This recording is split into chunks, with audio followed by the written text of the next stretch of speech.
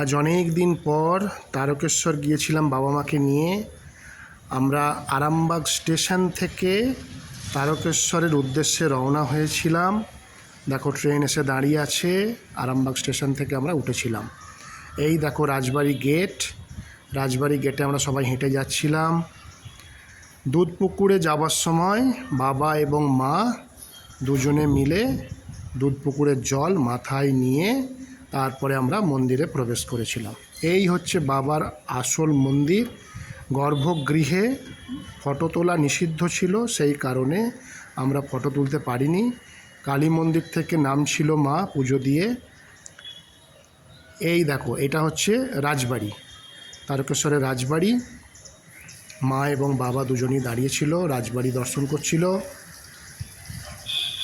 শেষে আমরা একটা সেলফি তুলেছিলাম, তুলে তারপরে শেষকালে ভোজন, যেটা বাবা অলরেডি শুরু করে দিয়েছিল, মা শুরু করতে যাচ্ছিল, তখন আমি বললাম একটা ছবি তুলব। আমরা খুব আনন্দে কাটালাম।